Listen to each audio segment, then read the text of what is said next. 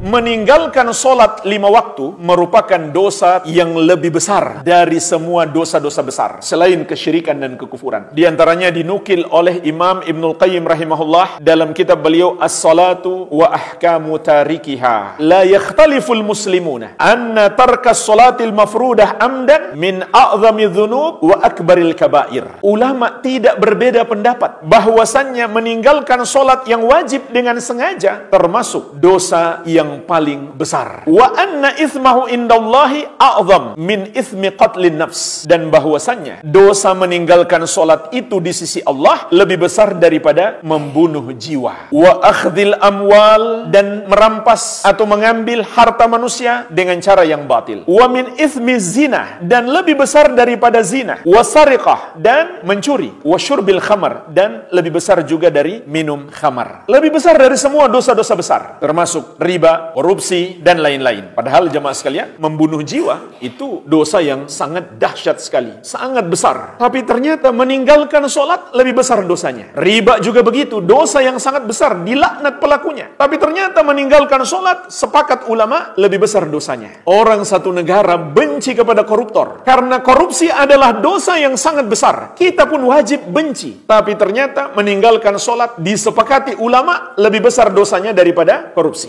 Jangan disalahpahami berarti tidak mengapa korupsi asal jangan meninggalkan sholat. Tidak seperti itu tentunya. Kita berbicara kenyataan. Korupsi itu dosa besar. Tapi ternyata meninggalkan sholat lebih besar dosanya. Dan mungkin saja ada orang yang korupsi tapi dia masih sholat. Namun perlu diingatkan juga itu menunjukkan sholatnya tidak berkualitas baik. Kenapa? Karena kalau sholatnya benar, sholatnya bagus, pasti mencegah dia dari korupsi. Sebagaimana firman Allah Subhanahu wa taala, "Inna sholata tanha 'anil fahsya'i wal munkar." Sesungguhnya solat itu mencegah dari perbuatan keji dan mungkar. Jadi kalau dia solat, kemudian dia korupsi, menunjukkan solatnya nggak benar. Karena kalau solatnya benar, pasti mencegah dia dari korupsi, dari mencuri, dari berzina. Ini penting dipahami kaum muslimin, karena ada orang-orang yang nggak paham, mencoba untuk melecehkan solat, dan seakan-akan korupsi itulah dosa yang paling besar. Seakan-akan kalau kita mengatakan meninggalkan solat lebih berbahaya, lebih besar dosanya daripada korupsi, itu berarti membenarkan korupsi. Tidak. Ini kita berbicara kenyataan. Ini disepakati seluruh ulama Islam dari 4 madhab, Hanafi, Maliki, Syafi'i, dan Hambali. Semuanya sepakat. Meninggalkan sholat lebih besar dosanya dari semua dosa-dosa besar. Kenapa? Karena meninggalkan sholat adalah kekufuran. Hadis riwayat Muslim dari sahabat Jabir radhiyallahu anhu. Rasulullah sallallahu alaihi wasallam bersabda,